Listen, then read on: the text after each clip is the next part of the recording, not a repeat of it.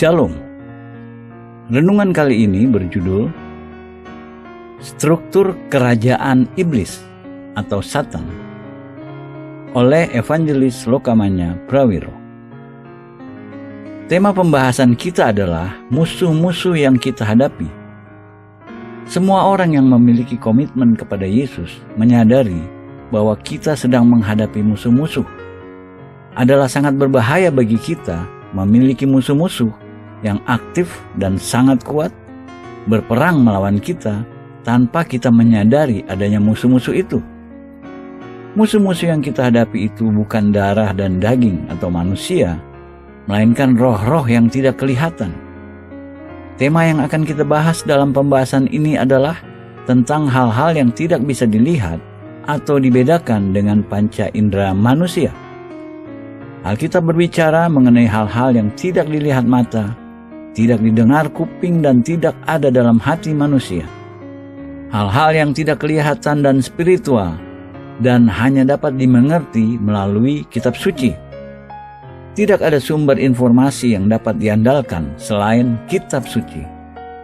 Banyak orang membayangkan apakah hal-hal yang bisa kita lihat, sentuh, dengar, dan rasakan itu benar-benar hal-hal nyata. Sesungguhnya, selama ini banyak orang berkesimpulan mereka tidak benar-benar real atau nyata, hanya sementara dan tidak permanen. Mereka sering tidak dapat dipercaya dan bersifat menipu, deceptif. Kita tidak dapat bergantung pada panca indera kita. Mengherankan, begitu banyak filsuf-filsuf dari masa ke masa juga sampai pada kesimpulan yang sama. Alkitab mengatakan hal yang sama. Paulus berkata, hal-hal yang kelihatan adalah sementara, sedangkan hal-hal yang tidak kelihatan adalah kekal. Dengan kata lain, hal-hal yang ada di dunia ini hanya sementara. Mereka hanya sebagian real. Mereka tidak bertahan. Hal-hal dalam dunia spiritual yang tidak dapat kita lihat dengan panca indera sesungguhnya yang nyata. Ketika kita sampai pada tema seperti ini, kita harus mulai menyesuaikan diri secara mental dan berkata kepada diri sendiri, saya tidak akan berhenti hanya pada hal-hal yang dapat saya lihat, sentuh, dengar, dan rasakan. Saya akan membuka hati dan pikiran saya pada pewahyuan yang kitab suci berikan melalui Roh Kudus. Hal-hal dari dunia lain. Semua orang Kristen perlu berdoa agar Allah memberi roh hikmat dan pewahyuan untuk mengenal Dia. Mari kita berdoa agar Allah membuka hati kita untuk menerima firman-Nya, roh hikmat dan pewahyuan, karena kita berurusan dengan hal-hal yang hanya dapat dimengerti dengan pewahyuan. Apa yang akan kita bicarakan intinya mengenai dua kerajaan. Dua kerajaan yang sedang berperang satu dengan lainnya. Namun mereka bukan kerajaan alami seperti Inggris atau Swedia atau negara-negara lain, tetapi mereka adalah roh-roh yang tidak kelihatan dari dua kerajaan. Pertama adalah kerajaan Allah dan kedua adalah kerajaan iblis. Kita mulai dengan membaca Matius 12 ayat 26 sampai 28. Yesus dituduh orang Farisi bahwa ia dapat mengusir keluar roh-roh jahat karena ia bekerja sama dengan penghulu setan yang disebut Beelzebul. Yesus menunjuk kepada mereka, itu penjelasan yang sangat tidak logis dan tidak mungkin benar. Ia mengatakan dua hal. Pertama, dalam ayat 26, demikianlah juga kalau iblis mengusir iblis, ia pun terbagi-bagi dan melawan dirinya sendiri. Bagaimanakah kerajaannya dapat bertahan? Jadi iblis memiliki kerajaan seperti Yesus katakan. Banyak orang Kristen mengalami kesulitan untuk mengerti ini, tetapi dengan jelas hal itu dinyatakan. Dalam ayat 28, Yesus berkata, tetapi jika aku mengusir setan dengan kuasa roh Allah, maka sesungguhnya kerajaan Allah sudah datang kepadamu. Ini kerajaan yang lain, kerajaan Allah. Jadi ada dua kerajaan spiritual yang tidak kelihatan. Kerajaan Allah dan kerajaan iblis. Yesus menunjuk ada bagian khusus dari pelayanannya yang membawa kerajaannya muncul ke muka umum, dan itu adalah mengusir setan dengan kuasa dan otoritasnya. Roh-roh yang tidak kelihatan adalah makhluk spiritual yang merepresentasikan kerajaan iblis. Yesus dan mereka yang mengikuti pelayanannya mempresentasikan kerajaan Allah. Dalam mengusir roh-roh jahat, bentrokan yang tampak di antara kerajaan Allah dan kerajaan iblis terbuka ke muka umum. Faktanya, Yesus mengutus para muridnya pergi mengusir roh jahat adalah bukti meyakinkan bahwa kerajaan Allah lebih kuat daripada kerajaan iblis. Kita percaya itu sebabnya iblis tidak suka menentang khususnya pelayanan kelepasan karena membongkar terbuka hal-hal yang ia ingin dirahasiakan. Selain itu, pelayanan kelepasan mendemonstrasikan bahwa kerajaan Yesus lebih kuat daripada kerajaan iblis. Mari kita membahas kodrat dan struktur kerajaan iblis.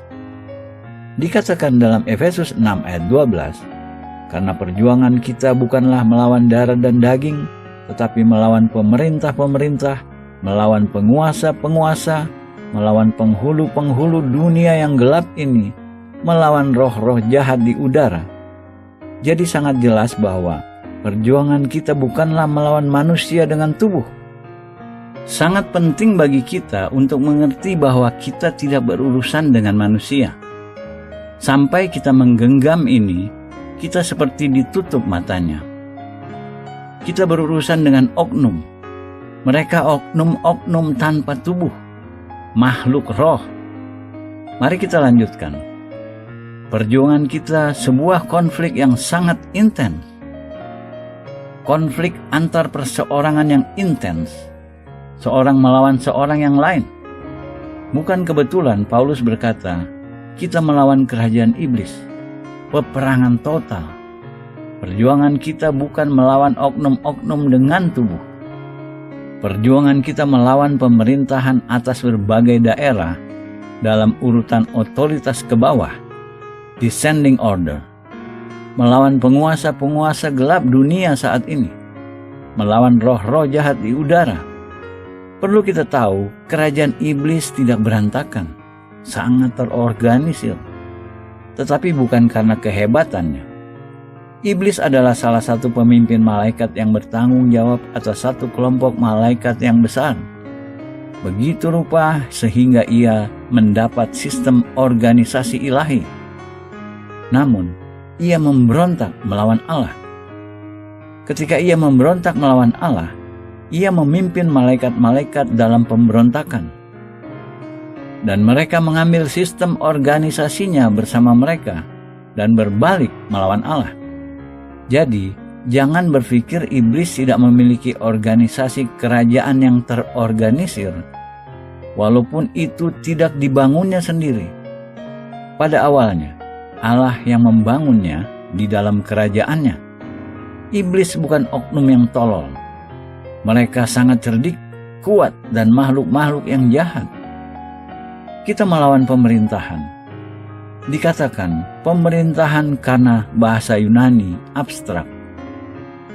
Jadi bukan melawan seorang pemimpin tetapi pemerintahan. Ada tingkat otoritas spiritual tertentu pada bentuk pemerintahan dalam kerajaan iblis. Di bawah pemimpin-pemimpin ini, ada sub pemimpin-pemimpin dengan berbagai otoritas daerah.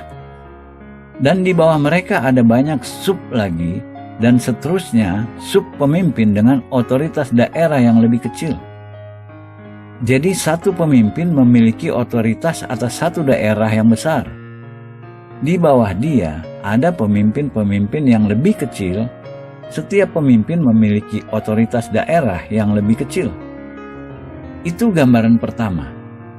Perjanjian Lama memberi contoh bagaimana mereka berfungsi. Dikatakan, melawan penguasa-penguasa atau dominator dunia yang gelap saat ini. Kita sengaja menggunakan kata dominator atau kata satanik. Karena Allah tidak pernah mendominasi, Dia menentang dominasi. Sebaliknya, ambisi, Keinginan dan strategi iblis adalah mendominasi seluruh dunia. Dia mendominasi sistem kegelapan. Sedangkan kerajaan Allah adalah kerajaan terang. Mereka yang dalam kerajaan Allah tahu siapa yang mereka layani. Mereka melihat dengan jelas apa yang mereka lakukan. Mereka yang berada dalam kerajaan iblis kebanyakan tidak tahu siapa yang mereka layani dan tidak tahu apa yang sebenarnya mereka lakukan. Frase ketiga, melawan penghulu-penghulu yang gelap ini, roh-roh jahat di udara. Seluruh bala tentara jahat yang kuat, makhluk roh pemberontak dalam alam yang disebut udara atau surga kedua, ruang angkasa luar. Tradisi yang diterima dalam gereja, iblis berada di neraka. Kebanyakan orang berpikir seperti itu. Pendapat kita itu baik jika benar, tetapi itu tidak benar. Tidak ada jaminan apapun dalam kitab suci yang mengasumsikan itu. Bagaimana kerajaan iblis ini terjadi? Mari kita baca dalam Yesaya 14 ayat 12-14. Wah, engkau sudah jatuh dari langit, hai bintang timur, putra fajar. Engkau sudah dipecahkan dan jatuh ke bumi, hai yang mengalahkan bangsa-bangsa. Engkau yang tadinya berkata dalam hatimu, aku hendak naik ke langit, aku hendak mendirikan takhtaku mengatasi bintang-bintang Allah, dan aku hendak duduk di atas bukit pertemuan, jauh di sebelah utara. Aku hendak naik mengatasi ketinggian awan-awan, hendak menyamai yang maha tinggi. Ayat-ayat ini membahas mengenai satu makhluk yang disebut Lucifer. Kata Lucifer berasal dari bahasa Yunani atau Latin yang berarti seseorang yang membawa terang, makhluk terang. Dalam bahasa Ibrani, Herel bin Sakhar, yang artinya adalah putra fajar. Bentuk nama manapun yang kita pakai, Lucifer adalah oknum yang mulia, terang berkilau. Dia disebut penghulu malaikat atau malaikat agung, pemimpin terpenting dan tertinggi malaikat. Kata penghulu dalam bahasa Yunani, arch, memerintah. Jadi malaikat penghulu, archangel, berarti malaikat yang memerintah. Malaikat yang memerintah malaikat-malaikat lain. Penghulu malaikat tertinggi di antara malaikat-malaikat Allah di surga. Namanya adalah Lucifer. Ia disebut itu karena ia begitu mulia dan cantik. Tetapi ia membuat kesalahan yang menyedihkan. Ia berbalik memberontak melawan Allah penciptanya dan mencoba menjadikan dirinya sama dengan Allah. Kita memiliki perbandingan antara Lucifer di satu pihak dan Yesus di pihak lain. Lucifer makhluk yang diciptakan, tidak setara dengan Allah. Dia ingin menyamai Allah dan jatuh. Sedangkan Yesus dikatakan dalam Filipi 2 ayat 6, yang walaupun dalam rupa Allah, tidak menganggap kesetaraan dengan Allah itu sebagai milik yang harus dipertahankan. Dia memperolehnya dengan hak ilahi, namun dia merendahkan dirinya dan Allah meninggikan dia. Mari kita lihat sebuah gambaran dalam Yesaya 14 ayat 12. Wah, engkau sudah jatuh dari langit, hai bintang timur. Bahasa Inggris, Lucifer, putra fajar. Engkau sudah dipecahkan dan jatuh ke bumi, hai yang mengalahkan bangsa-bangsa. Kita melihat motivasi Lucifer untuk memberontak. Dalam ayat-ayat selanjutnya, kita membaca frasa, aku hendak sebanyak 5 kali. Kehendak ciptaan melawan kehendak Allah. Itu kata kuncinya, pemberontakan. Karena engkau berkata dalam hatimu, Allah tahu apa yang kita katakan dalam hati kita. Ayat 13-14. Engkau yang tadinya berkata dalam hatimu, aku hendak naik ke langit, aku hendak mendirikan takhtaku mengatasi bintang-bintang Allah, dan aku hendak duduk di atas bukit pertemuan, jauh di sebelah utara. Aku hendak naik mengatasi ketinggian awan-awan, hendak menyamai yang maha tinggi. Yang maha tinggi adalah Allah yang maha besar. kata itu juga berarti Lucifer hendak menyamai Allah. Jadi ambisi Lucifer ingin mengangkat dirinya ke dalam posisi setara dengan Allah. Karena ia begitu berhikmat, cantik dan mulia, sehingga ia berkata pada dirinya, "Aku akan menjadi Allah." Lalu Lucifer memotivasi malaikat-malaikat yang berada di bawah kepemimpinannya untuk bergabung dengannya dalam pemberontakan. Semua ini dimulai di surga, percaya atau tidak, tapi itu yang terjadi. Kita bisa bayangkan, ia pergi berkeliling kepada malaikat-malaikat di bawahnya dan mengatakan, "Engkau memiliki talenta dan engkau berbakat. Allah tidak menghargai semua yang engkau lakukan. Namun, jika aku yang memimpin, aku akan memberi posisi yang layak untukmu." Tampaknya ada kepentingan. Ia merongrong kesetiaan sepertiga malaikat pada Allah dan menarik mereka dengannya. Pemberontakan dan kejatuhan Lucifer. Maka Allah berkata, "Engkau akan dilemparkan ke lubang sumur." Kita juga membaca dalam Yeskiel 28 ayat 12-17, di mana kita mendapat gambaran lain dari makhluk yang luar biasa ini. Lucifer, yang disebut iblis sesudah kejatuhannya. Yeskiel 28 memiliki dua bagian, masing-masing kata-kata ratapan atau pernyataan. Ada dua Raja Tirus. Jika kita mempelajari detail pasal-pasal dalam Yeskiel 28, kita temukan Raja Tirus pertama adalah seorang manusia. Sangat jelas dinyatakan ia adalah seorang manusia walaupun ia mengaku sebagai Allah. Di lain pihak, ketika kita membaca deskripsi Raja Tirus kedua, ia bukan manusia. Kita melihat gambaran menarik bagaimana kerajaan iblis beroperasi.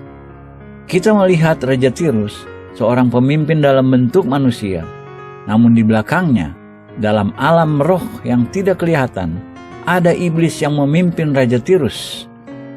Jadi, pemimpin manusia sesungguhnya tidak lebih dari sebuah boneka yang bergerak, dikendalikan dan didikte dengan benang dalam alam roh yang tidak kelihatan. Ketika kita melihat kebenaran-kebenaran ini, sejarah dan politik memiliki arti yang berbeda.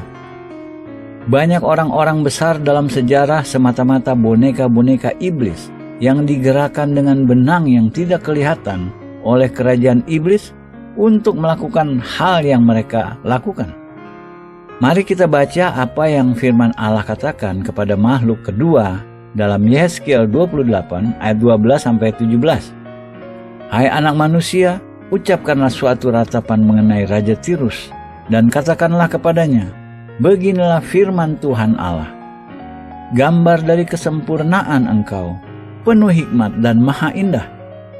Engkau di Taman Eden, yaitu taman Allah penuh segala batu permata yang berharga, yaspis merah, krisolit, dan yaspis hijau, permata pirus, krisopras dan nefrit, lazurit, batu darah dan malaikat.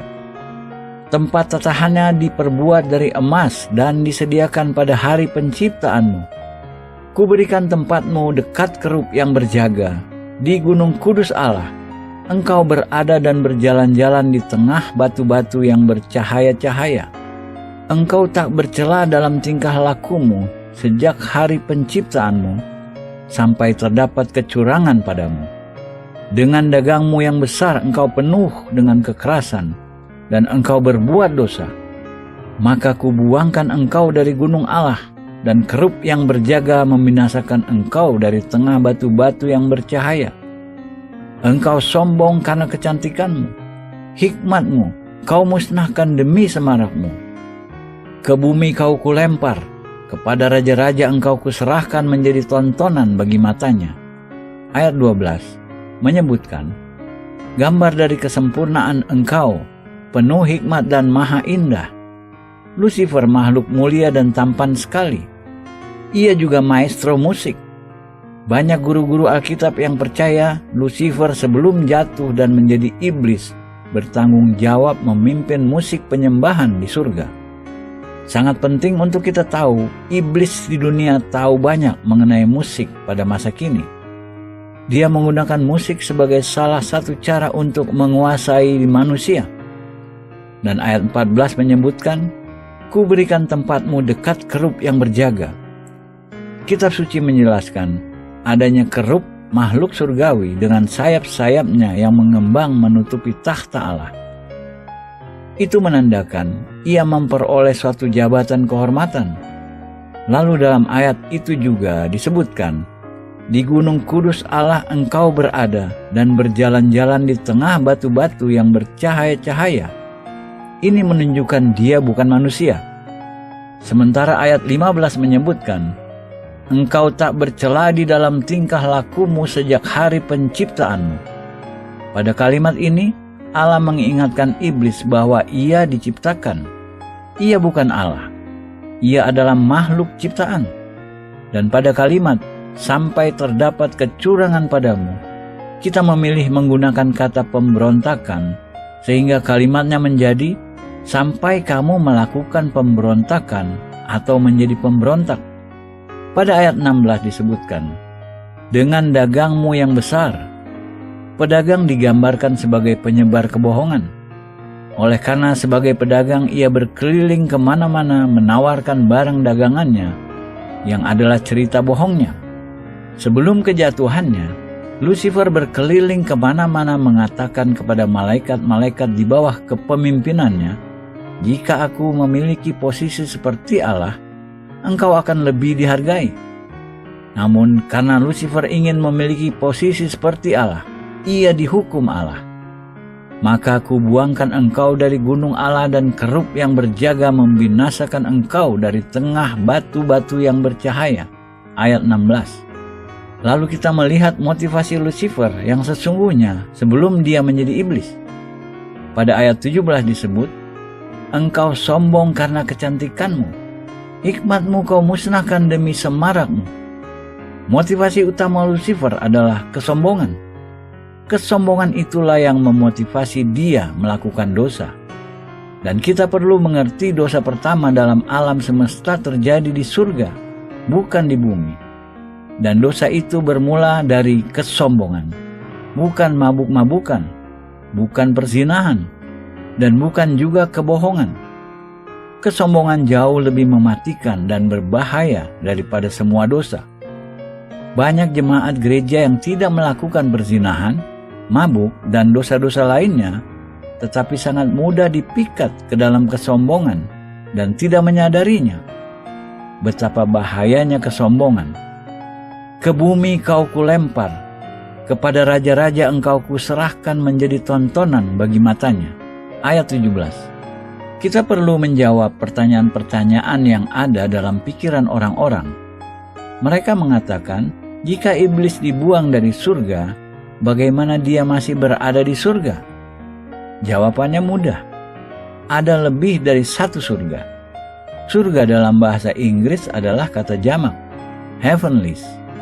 Dalam ayat pertama Alkitab, surga dipresentasikan sebagai jamak atau plural. "In the beginning, God created the heavens." Jamak. Bumi. Tunggal. Jika kita telusuri semua dalam seluruh Alkitab, surga atau heavens dipresentasikan sebagai jamak.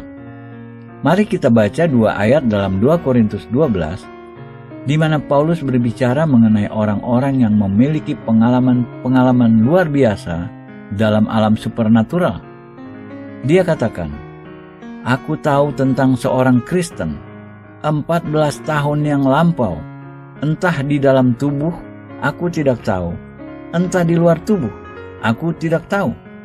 Allah yang mengetahuinya. Orang itu tiba-tiba diangkat ke tingkat yang ketiga dari surga." Pikiran logis kita mengatakan kepada kita, jika ada surga ketiga, harus ada surga pertama dan surga kedua. Tidak bisa ada yang ketiga tanpa dua lainnya. Jadi, jika ada surga ketiga seperti disebut Paulus, maka ada 3 surga. Salah satu ayat untuk mengkonfirmasi itu ada dalam Efesus 4 ayat 9 dan 10 yang berbicara tentang apa yang terjadi antara kematian Yesus di salib, kebangkitannya, dan pengangkatannya. Apa artinya pertama turun ke dasar bumi paling bawah? Paulus berbicara tentang Yesus. Dia juga yang telah turun adalah dia yang telah naik jauh lebih tinggi daripada semua langit, atau all heavens, jamak, untuk memenuhkan segala sesuatu. Perhatikan frasa semua langit atau all heavens. Tidak semua menggunakan kata semua, kecuali ada 3 surga. Bukankah ia telah naik, berarti bahwa ia juga telah turun ke bagian bumi yang paling bawah. Ia yang telah turun, ia juga yang telah naik jauh lebih tinggi daripada semua langit untuk memenuhkan segala sesuatu. Ketika Paulus berkata, Yesus telah naik jauh lebih tinggi daripada semua langit. Sekali lagi, kualifikasi minimal adalah 3. Kita percaya surga ketiga di mana Paulus tahu seorang Kristen diangkat adalah surga hadirat Allah, tempat tinggal Allah. Di sana ia mendengar kata-kata yang tak terkatakan, yang tidak boleh diucapkan manusia, yang adalah kata-kata Allah sendiri. Kita percaya surga ketiga adalah surga yang tidak kelihatan. Jadi surga kedua berada antara pertama dan ketiga, suatu tempat antara bumi kita dan surga tempat Allah bersemayam. Ada surga lain. Antara kita dan Allah adalah kerajaan iblis. Itu berkaitan dengan banyak hal dalam hidup kita. Kita mendengar frasa memuji menembus batas. Menembus batas apa? Menembus batas pasukan iblis yang melawan kita. Kontak pribadi langsung. Metode Pentakosta mungkin tidak konvensional tetapi masih memiliki kebenaran. Ini bagian dari peperangan rohani. Jika kita menyadari ada kerajaan yang melawan di antara kita dan Allah, bisa dimengerti dalam kehidupan spiritual kita. Memberi pelajaran bagaimana harus berdoa. Kita bisa baca dalam kitab Daniel. Banyak informasi berguna dalam bidang ini. Kejadian dalam hidup Daniel mengilustrasikan prinsip-prinsip kerajaan iblis. Daniel 10 ayat 12-13, ayat 20, Daniel 11 ayat 1. Daniel 10 ayat 12-13, lalu katanya kepadaku, janganlah takut, Daniel, sebab telah didengarkan perkataanmu sejak hari pertama engkau berniat untuk mendapat pengertian dan untuk merendahkan dirimu di hadapan Allahmu. Dan aku datang oleh karena perkataanmu itu. Pemimpin kerajaan orang Persia berdiri 21 hari lamanya menentang aku. Tetapi kemudian Mikael, salah seorang dari pemimpin-pemimpin terkemuka, datang menolong aku, dan aku meninggalkan dia di sana berhadapan dengan raja-raja orang Persia. Daniel 10 ayat 20. Lalu katanya, tahukah engkau mengapa aku datang kepadamu? Sebentar lagi aku kembali untuk berperang dengan pemimpin orang Persia, dan sesudah aku selesai dengan dia, maka pemimpin orang Yunani akan datang. Daniel 11 ayat 1. Seperti dahulu aku juga mendampinginya untuk menguatkan dan menyokongnya, yakni pada tahun pertama pemerintahan Darius, orang Media itu. Pada titik tertentu ketika Daniel, seorang percaya yang sudah dewasa rohaninya, berpuasa 21 hari atau 3 minggu, apa yang kemudian disebut puasa Daniel. Dia tidak makan semua jenis makanan. Yang ia hanya makan makanan dasar yang sederhana. Ia tidak minum anggur, minum minuman mewah. Seperti dikatakan dalam Alkitab, ia sungguh-sungguh mencari Allah untuk memperoleh pengertian mengenai nasib masa depan bangsanya, bangsa Yahudi. Ia berdoa selama 3 minggu. Tidak ada jawaban. Lalu datang satu makhluk yang mengagumkan menjawab doanya. Begitu berkuasa kehadirannya. Orang-orang yang bersama Daniel melarikan diri ketakutan. Daniel ditinggal lemah, hilang tenaganya. Malaikat itu datang membawa jawaban atas doa Daniel. Ia diutus dari Allah. Hari pertama Daniel mulai berdoa, malaikat itu sudah diutus, tapi ia baru sampai 3 minggu kemudian. Karena dalam perjalanan dari takhta Allah ke tempat Daniel di bumi, ia dihadang kekuatan iblis. Perlawanan yang ia hadapi bukan dari manusia. Tidak ada manusia dapat menghadapi malaikat seperti itu. Bukan di bumi, bukan pula di surga tempat Allah, namun di daerah antara surga tempat Allah dan bumi. Kita percaya daerah itu adalah kerajaan iblis, surga kedua, atau ruang angkasa luar. Malaikat utusan harus mendobrak batas kerajaan iblis agar dapat sampai dengan pesan dari Allah yang dibawanya. Ia berbicara mengenai makhluk-makhluk tertentu. Pertama, pemimpin kerajaan orang Persia, dan yang kemudian pemimpin kerajaan orang Yunani. Kita melihat bahwa tidak ada satupun manusia. Mereka semua malaikat. Pasukan malaikat iblis yang menghadang kedatangan malaikat utusan Allah ke tempat Daniel. Ada sesuatu yang sangat penting perlu kita perhatikan. Doa Daniel menggerakkan seluruh langit, menggerakkan malaikat dari Allah dalam perjalanannya, mendukung malaikat untuk melawan. Daniel harus berdoa menembus batas. Dia harus bertahan 21 hari sebelum mendapat jawaban. Jadi, kadang-kadang ketika kita berdoa dan kita tidak menerima jawaban, bukan karena kita berdoa untuk hal yang salah. Kita berdoa untuk hal yang benar, tetapi ada perlawanan. Yang kita harus mengerti dalam hal ini adalah bagaimana mengalahkan perlawanan iblis. Bagaimana berdoa menembus batas iblis. Bagaimana mendobrak batas iblis. Bagaimana mendapatkan kemenangan atas kekuatan-kekuatan iblis. Mari kita baca apa yang malaikat katakan dalam Daniel 10 ayat 12-13. Lalu katanya kepadaku, janganlah takut, Daniel, sebab telah didengarkan perkataanmu sejak hari pertama engkau berniat untuk mendapat pengertian dan untuk merendahkan dirimu. Bagaimana dia merendahkan dirinya? Dengan berpuasa. Berpuasa adalah cara merendahkan diri kita di hadapan Allah-Mu. Dan aku datang oleh karena perkataanmu itu. Malaikat datang pada hari pertama, ia mulai berdoa. Dia butuh 21 hari dari tahta Allah sampai ke Daniel. Dalam Daniel 10 ayat 13 disebut, pemimpin kerajaan orang Persia berdiri 21 hari lamanya menentang aku. Pertanyaannya, siapa yang dimaksud dengan pemimpin Persia? Kemungkinan iblis atau malaikat-malaikatnya yang iblis tempatkan atas imperium Persia untuk menjalankan rencana-rencananya, melawan rencana-rencana Allah. Kenapa imperium Persia penting waktu itu? Jika kita mempelajari sejarah Israel, ada 4 imperium non-Yahudi berturut-turut yang mendominasi bangsa Yahudi setelah mereka memberontak melawan Allah dan berada dalam pembuangan dari negerinya.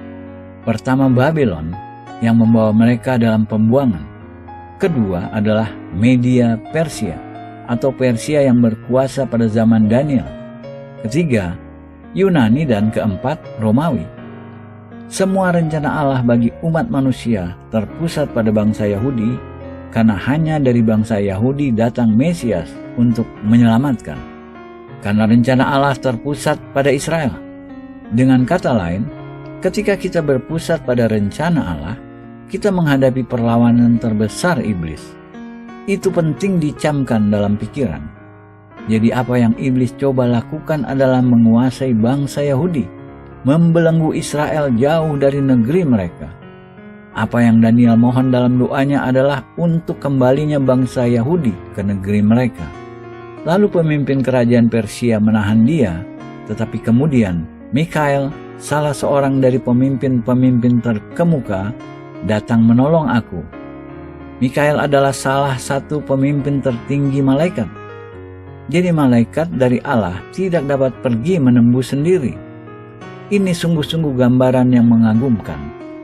Mengapa Mikael datang menolong? Apa tugas khusus Mikael di antara pemimpin malaikat tertinggi?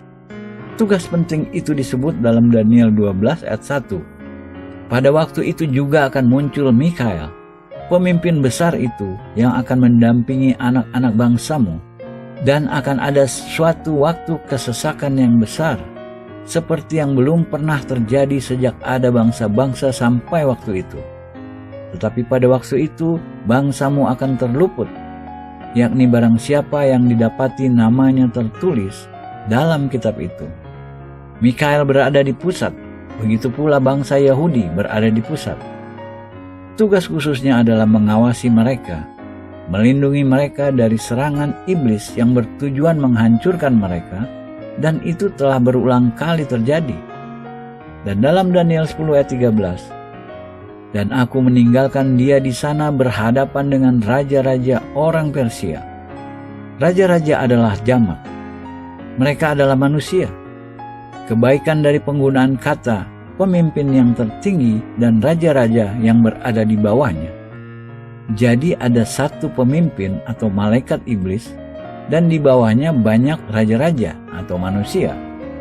Itu yang kita katakan pemimpin-pemimpin atas berbagai daerah dalam tingkat urutan menurun. Lalu apa pekerjaan raja-raja itu? Kita tidak memiliki firman dari Allah. Dalam kerajaan-kerajaan Persia ada banyak grup etnis. Ada kekuasaan-kekuasaan iblis atau setiap grup etnis. Juga di Persia ada banyak agama-agama etnis. Setiap grup agama, sekte atau cult memiliki pemimpin atau malaikat iblis, khusus mereka sendiri atasnya. Jadi di sini malaikat dari Allah dicegah oleh satu kelompok malaikat iblis yang melawan kedatangannya ke Daniel. Namun demikian, ketika Mikael datang, ia menerobos melewati batas, menyampaikan pesannya. Ia berkata kepada Daniel dalam Daniel 10 ayat 20, lalu katanya, tahukah engkau mengapa aku datang kepadamu? Sebentar lagi aku kembali untuk berperang dengan pemimpin orang Persia, dan sesudah aku selesai dengan dia, maka pemimpin orang Yunani akan datang. Dari ayat itu, tampak bahwa peperangan dengan pemimpin Persia belum selesai. Kita tidak tahu apa yang terjadi dalam peperangan dengan Imperium Persia, tetapi kita tahu itu bukan imperium terakhir. Setelah Imperium Persia kolaps, datang Imperium Yunani. Pemimpin iblis dari imperium selanjutnya, pemimpin orang Yunani. Di bawah Alexander Agung, Imperium Yunani menghancurkan total dan mengalahkan Imperium Persia, serta mendominasi daerah-daerah yang sangat besar. Dalam kurun waktu 10 tahun, Alexander menaklukkan wilayah dari Yunani di barat hingga India di timur, termasuk juga daerah pantai selatan Mediterania. Salah satu penaklukan yang sangat besar. Namun, ada pemimpin atau malaikat iblis di belakangnya. Sebagian besar peristiwa-peristiwa dalam sejarah umat manusia dapat dijelaskan sepenuhnya dari sudut spiritual. Daniel 10 ayat 21. Namun demikian, aku akan memberitahukan kepadamu apa yang tercantum dalam kitab kebenaran.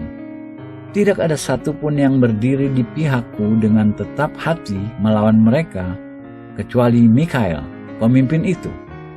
Dengan kata lain, aku datang untuk menyampaikan kepadamu apa yang firman Allah katakan.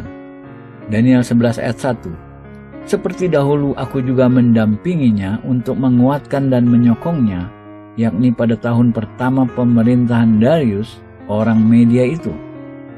Darius adalah pemimpin Media Persia yang menghancurkan Imperium Babylon dan bergerak masuk mengambil kedudukannya. Darius Cyrus, sesudah Imperium Babylon membuka jalan bagi bangsa Yahudi untuk kembali ke negerinya. Sudah pasti kekalahan Babylon oleh Darius adalah suatu kemenangan spiritual besar dalam rencana Allah. Dan malaikat ini berkata, aku yang memberi kekuatan kepada Darius. Sekali lagi kita melihat bahwa penguasa-penguasa manusia tidak beroperasi dengan diri mereka sendiri. Di belakang mereka ada kekuatan malaikat yang tidak kelihatan, baik ilahi atau iblis. Malaikat-malaikat dari Allah memberi kekuatan kepada orang-orang dan penguasa-penguasa yang melakukan rencana Allah di dunia. Malaikat-malaikat Satan menentang orang-orang itu. Itu alasan terbesar kenapa orang-orang Kristen harus berdoa untuk pemimpin negara mereka. Jika mungkin mereka harus mencegah aktivitas malaikat-malaikat Satan dan melepaskan aktivitas malaikat-malaikat itu. Namun, Ingat, situasi khusus ini tidak terjadi sampai Daniel berdoa. Ini adalah satu pewahyuan besar tentang berdoa. Tampaknya doa Daniel adalah salah satu kekuatan yang memberi kemampuan pada malaikat dari Allah untuk menembus lewat batas. Kita tidak boleh meremehkan kuasa doa. Jadi, iblis jatuh dan berganti nama dari Lucifer, nama sebelumnya. Ia mendirikan kerajaan saingan yang memberontak di udara dan memerintah dari sana atas sekumpulan besar malaikat-malaikat pemberontak. Kata kunci yang menggambarkan iblis dan mereka bersama dengan dia adalah pemberontak. Pemberontakan melawan Allah. Sekarang iblis memiliki strata kerajaan yang lebih rendah di bumi. Kata kunci yang menggambarkan mereka yang diperintah di bumi adalah pemberontak. Ini jelas dalam Efesus 2. Kita tidak berbicara mengenai iblis di udara, tetapi mereka yang diperintah di bumi. Yang dimaksud di sini adalah orang-orang Kristen sebelum mereka bertobat dan melayani Allah. Seperti tertulis dalam Efesus 2 ayat 1-3, kamu dahulu sudah mati karena pelanggaran-pelanggaran dan dosa-dosamu. Kamu hidup di dalamnya karena kamu mengikuti jalan dunia ini, karena kamu mentaati penguasa kerajaan angkasa, yaitu roh yang sekarang sedang bekerja di antara orang-orang durhaka. Sebenarnya dahulu kami semua juga terhitung di antara mereka, ketika kami hidup di dalam hawa nafsu daging dan menuruti kehendak daging dan pikiran kami yang jahat. Pada dasarnya kami adalah orang-orang yang harus dimurkai sama seperti mereka yang lain. Pertanyaannya, siapa penguasa atau pemimpin kerajaan angkasa yang disebut dalam ayat 2? Jawabannya, iblis, yaitu roh yang sekarang sedang bekerja di antara orang-orang durhaka. Pertanyaan selanjutnya, apa kata yang menggambarkan orang-orang yang tidak taat? Jawabannya, pemberontak. Siapapun yang memberontak melawan Allah otomatis berada di bawah kontrol iblis. Tidak cukup beribadah ke gereja dan menyanyikan pujian. Kita harus meninggalkan pemberontakan kita melawan Allah. Kita harus menyerahkan diri kita secara total kepada Yesus. Maka akan terjadi perubahan. Banyak jemaat masih memberontak. Sebagian dari mereka sesungguhnya di bawah kontrol iblis. Melalui kalimat, sebenarnya dahulu kami semua juga terhitung di antara mereka. Paulus ingin mengatakan, kita para rasul, termasuk saudara-saudara kita, dulu berada dalam habitat itu, memberontak, dimanipulasi oleh iblis dan kekuatan-kekuatan spiritual yang kita tidak mengerti. Kita tidak tahu ia mendikte dan mengendalikan kita ketika kami hidup di dalam hawa nafsu daging dan menuruti kehendak daging dan pikiran kami yang jahat. Jadi bukan hanya hawa nafsu daging, tetapi pikiran kita yang jahat terhadap Allah. Sebagian para intelektual karena pikiran jahatnya adalah musuh besar Allah. Itu sebabnya kami adalah orang-orang yang harus dimurkai sama seperti mereka yang lain. Itu deskripsi strata kerajaan iblis yang lebih rendah. Kemanusiaan di bumi. Semua manusia pemberontak, terlepas dari apapun kebangsaan mereka, kecuali mereka sungguh-sungguh berserah kepada Yesus Kristus, penguasa yang ditunjuk Allah. Di luar itu, mereka tetap adalah pemberontak. Dan iblis dengan kekuatan spiritualnya mengendalikan mereka. Ada frasa yang sangat menarik. Iblis adalah otoritas penguasa di udara. Ada dua kata dalam bahasa Yunani untuk udara. Pertama, air. Kedua, aether. Air adalah udara yang lebih rendah. Aether adalah udara yang lebih tinggi dan lebih jarang. Kata mana yang digunakan di sini? Udara yang lebih rendah. Dengan kata lain, iblis memerintah udara yang lebih rendah. Itu alam atau realm iblis. Ketika Yesus datang, kita akan diangkat untuk bertemu Dia di udara. Udara yang mana? Udara yang lebih tinggi. Gambaran lain, dari iblis yang mungkin tidak kita perhatikan ada dalam kitab Ayub 41 ayat 34. Seluruh 34 pasal dalam Alkitab King James Version membahas makhluk dengan nama Leviathan, sejenis monster laut. Kita tidak tahu banyak tentang latar belakangnya.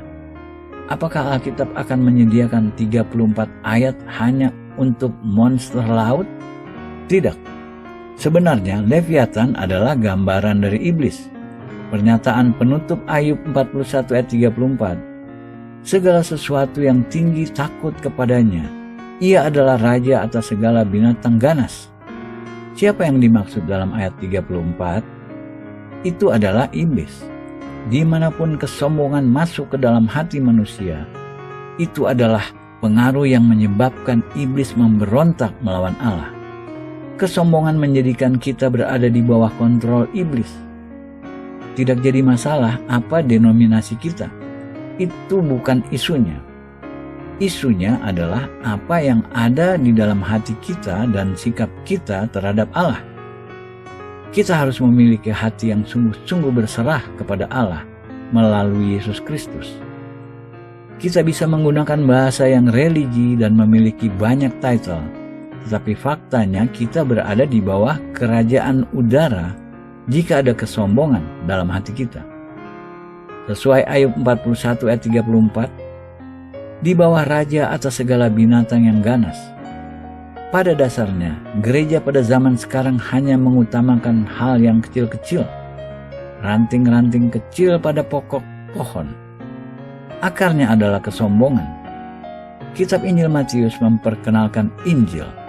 Begitu pula Yohanes Pembaptis berkata, tinggalkan akar dosa. Ringkasan ambisi iblis. Dia memiliki rencana yang pasti. Dia memiliki dua ambisi utama, yakni mendominasi seluruh umat manusia dan keinginan untuk disembah. Dalam Efesus dikatakan, iblis mendominasi kegelapan zaman ini. Sedangkan keinginan untuk disembah itu adalah gambaran dari tuntutan kesetaraan dengan Allah, tetapi iblis sudah didiskualifikasi. Namun dia belum menyerah dengan tuntutannya. Ia masih bisa memaksa tuntutannya untuk disembah. Oleh karena penyembahan hanya diberikan kepada Allah. Kapanpun iblis disembah, ia mengatakan, lihatlah aku masih Tuhan. Jika kita benar-benar menganalisa apa yang dilakukan iblis adalah minta disembah. Iblis dan malaikat-malaikatnya di udara, tempat Tuhan-Tuhan agama pagan. Tuhan-Tuhan yang diakui dan disembah oleh masyarakat pagan dari semua bangsa.